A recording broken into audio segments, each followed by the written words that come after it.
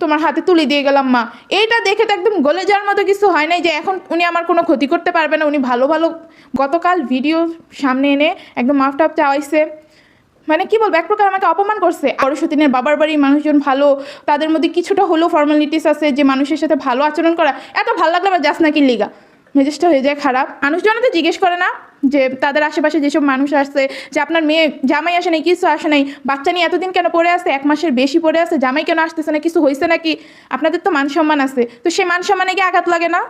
আসসালামু আলাইকুম everyone, welcome back to my another new video. তো আজকের ভিডিওর শুরুতে আমি একটা কথা বলে রাখি, আমার কমেন্ট বক্সে আজকে মানে মনে হয় আমি একটা পাগল মেয়ে। এই পাগল পাবনা না গিয়ে এখানে কি করে এখনও পর্যন্ত মানে মানসিক রুগীর হসপিটাল বাদে বাইরে এখনও কিভাবে খোলামেলাভাবে চলাফেরা করতেছে ইত্যাদি আরও অনেক কমেন্ট থাকবে, কারণ এমনিতে আমার অনেকবার শোনা হয়ে গেছে আমি পাগল। তা আমি পাগলই ভাই। কেন পাগল?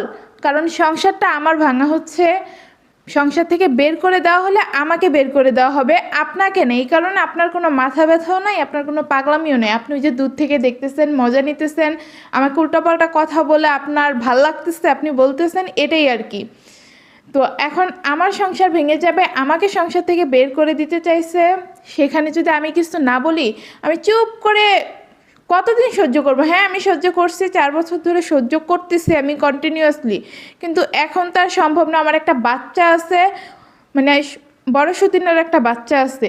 তো আমি তো কখনো চাই না যে বড় সতীন এই যে চলে গেছে ও আর কখনো না আসুক, আমি এটা কখনোই চাই না। আমি বারবারই বলি তুমি প্লিজ চলে আসো, নিজ থেকে চলে আসাটা হচ্ছে সবচেয়ে ভালো, কারণ নিজ থেকে তুমি রাগ দেখিয়ে গেছো, এখন যদি চলে আসো সবার রাগটা মানে অনেকটাই কমে যাবে, যে না ও নিজ থেকে ওর ভুলটা বুঝতে পারছে। এই কথাটা আমি তোমাকে বারবারই বলছি, কিন্তু সেটা না, তোমার মনের মধ্যে তো অন্য কিছু।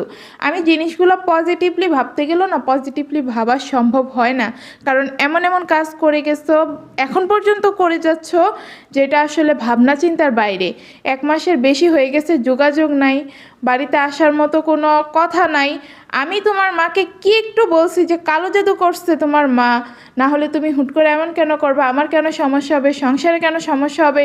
তখন তো তোমার মা ঠিকই যোগাযোগ করতে পারলো। এর আগে তুমি যখন চলে গেলা তখন কেন যোগাযোগ করলো না আমাকে একটু বলো তো? যখন তাদের কাছে গেছো তুমি কি সমস্যার কথা বলো নাই? বা এই যে ভিডিও দেখে দেখেই তো বলতে পারছে নাকি যে কালো জাদু করছি? আমার জামাইকে একদম ফোন দিয়ে কান ভাঙাইছে ইচ্ছা মতো। আর জামাই, আমি বলছিলাম না, যা বলে প্রত্যেকটা কথা একদম অক্ষরে অক্ষরে বিশ্বাস করে, সেই কথাগুলো বিশ্বাস করছে, করে আমাকে গতকাল ভিডিও সামনে এনে একদম মাফ টাফ চাওয়াইছে। মানে কি বলবো, এক প্রকার আমাকে অপমান করছে। আজকে আমি না বাদ দিলাম, হ্যাঁ আমি একটা ভুল কথা বলে ফেলছি, উনি ভালো মানুষ ছিল, মানে যখন বাসায় আসছে তখন আমার সাথে সুন্দর করে কথা বলছে, বলতেই পারে। মানুষজনের মিষ্টি মিষ্টি কথার আড়ালে অনেক খারাপ কিছু থাকে। তো আমি কিভাবে বিশ্বাস করব যে তারা আমার কোনো ক্ষতি করতে চায় না? আমি আমার লাইফে এমন অনেক মানুষ দেখছি আমার সাথে ভালো ভালো হাসি হাসি কথা বলতেছে, একটু পরে আমার নামে গিয়ে বদনাম করতেছে।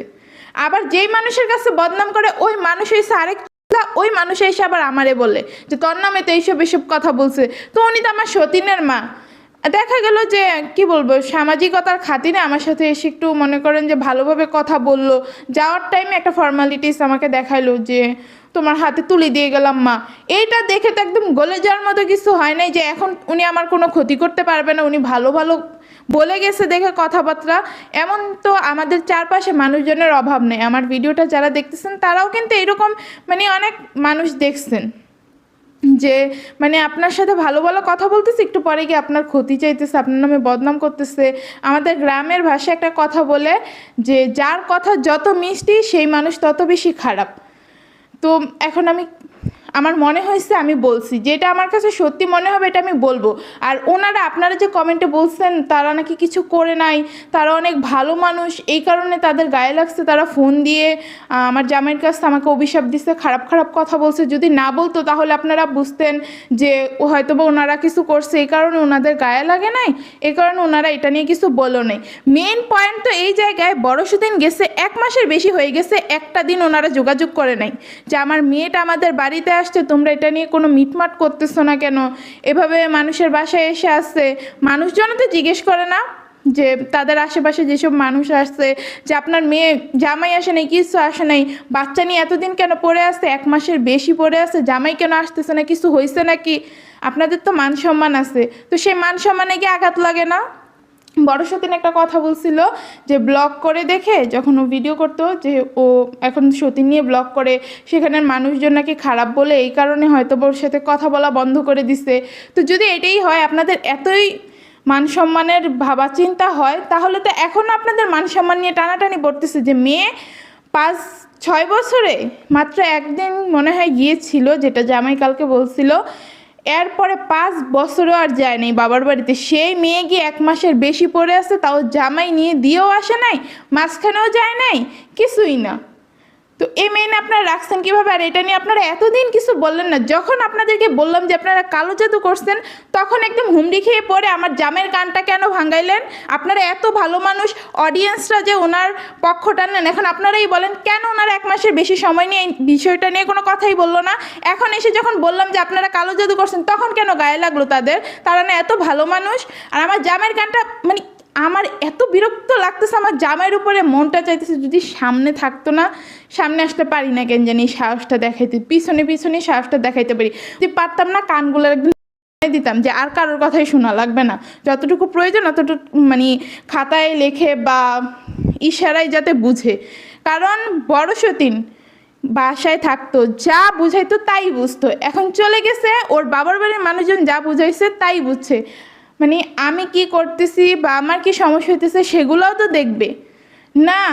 মানে সে তার পুরা শ্বশুরবাড়ি, বড় বোর শ্বশুরবাড়ির মানে পুরা টানটা টানলো যে না ঠিক করে নাই, তার শাশুড়ি অনেক ভালো।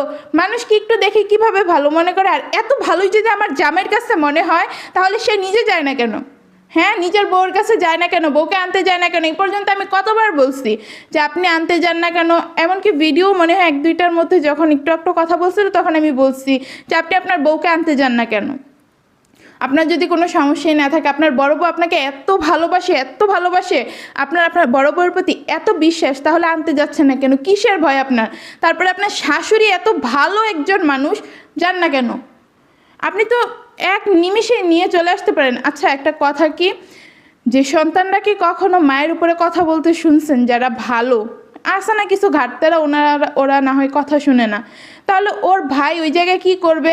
বড় সন্তানের বোনের তো বিয়েই হয়ে গেছে, শ্বশুর বাড়িতে চলে গেছে, আর যদি এই বাড়িতে থাকতো, এই বাড়িতে থেকেই বা কী করতো একটা মেয়ে মানুষ? যা করার ঝামেলা করা তো ছেলেরাই করবে।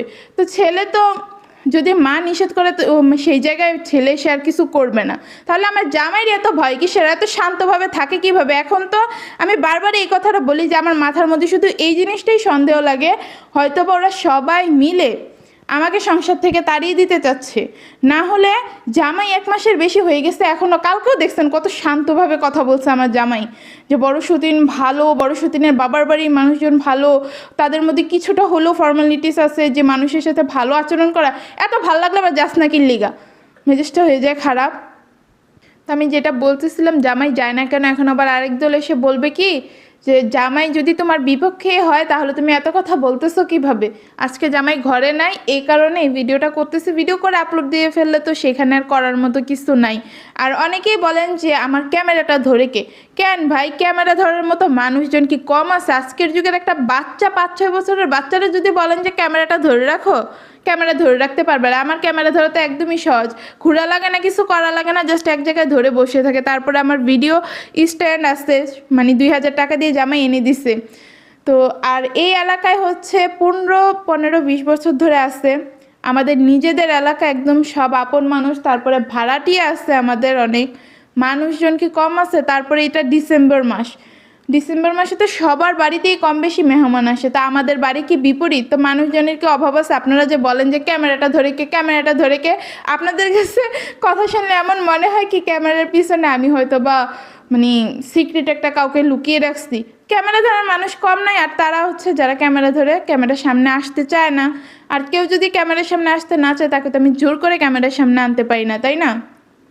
আর আমি যে কথাটা বলতেছিলাম, জামাইয়ের বড় বউয়ের শ্বশুরবাড়ি এত ভালো, সে যায় না কেন? মানে কি বলবো, উপরে উপরে আমার জামাইয়ের আমার আসলে কিছুই বলার নেই। আর আমার ফ্যামিলিকে খারাপ বলছেন না, আমার বাপ মা খারাপ, আমার ভাইরা খারাপ, আমার জামাইও বলে গেছে না যে খারাপ, খারাপই ভালো। অন্তত মিষ্টি মিষ্টি কথা বলে ভালো ভালো আচরণ দেখিয়ে পরে গিয়ে পিছনে পিছনে ক্ষতি চায়, এইরকম আমার ফ্যামিলি অন্তত না। আমি ওই রকম না। যদি আমার খারাপ লাগে আমি খারাপটা সব সময় দেখাবো, কিন্তু ওই যে মুখে মিষ্টি মিষ্টি কথা দেখিয়ে ভিতরে ভিতরে কুড়াল মারবো, ওই ধরনের খারাপ আমি না। তো যাই হোক, এখন আমি ভিডিওটা শেষ করে দিব, আর বেশি কথা বলবো না। এটাই বলার জন্য আসছিলাম যে জামাই শ্বশুরবাড়ি এত ভালো, মানে সে তার বউকে আনার জন্য যায় না, এত শান্তভাবে বসে আছে। তারপরে বড় সতীনের বাবার বাড়ি এতদিন কিছুই বলে না। যেই বলছে যে তারা কালো জাদু করছে, তখন একদম ফুট করে যোগাযোগ করে ফেললো। কীভাবে নাম্বার জোগাড় হলো, কেমনে কি ভাই? আমার তো কিছুই মাথায় ঢুকতেছে না। শুধু এতটুকুই মাথায় ঢুকতেছে যে আমাকে এই সংসার থেকে বের করার একটা খুব ভালো একটা পরিকল্পনা চলতেছে। জামাই যে মিষ্টি মিষ্টি কথা বলে গেল, সে নিজেও ওই পরিকল্পনার সাথে যুক্ত আছে। না হলে মানে আমারে পারতো না ক্যামেরার সামনে এনে যে বড় সতীনের মার কাছে তুমি মাপ চাও, তোমার ভিডিওতেই মাপ চাইতে হবে। কেন মাপ চাইতে হবে? তারা কি ভুল কম করছে? তাদের ভুলগুলো দেখলো না যে এতদিন ধরে কোনো কথা বলে না, তাদের নামে একটা মানে কথা বলায় একদম তারা খেপে গিয়ে আমার নামে যা নয় তাই বলছে, ওইগুলা কেন বিশ্বাস করতে হবে? তো যাই হোক, আমি মাফ চাইছি। আমি যেটা বলছি তারা করলেও মানে করছে, আর না করার তো কোনো অপশনই নেই। যেহেতু সব কিছুই ওই দিকেই যাইতেছে, তো না করার কোনো অপশনই নাই। তারা কিছু একটা অবশ্যই করছে, না হলে তো গায়েও লাগতো না, এতদিন পরে সে যোগাযোগও করতো না। আপনারাও কি বলবো, বড় সতীন মানেই ভালো একটা মেয়ে, বড় সতীন মানে মায়াবী, বড় সতীনের মতো ভালো, তারপরে কি বলবো স্যাক্রিফাইস করে এরকম মেয়ে দুনিয়াতে হয়ই না। তা আপনারা ওই ভালো মানুষ নিয়ে পড়ে থাকেন। যাই হোক, ব্লগটা এখানেই শেষ করতেছি। সবাই ভালো থাকবেন, আর আমার জন্য একটু দোয়া করবেন যারা ভালোবাসেন আমাকে, যাতে আমি একটু এই ধরনের প্রেশারগুলো থেকে বের হইতে পারি, এইসব ঝামেলা টামেলা খুব তাড়াতাড়ি শেষ হয়ে যায়। তো ব্লগটা এখানেই শেষ করতেছি। আল্লাহ হাফেজ।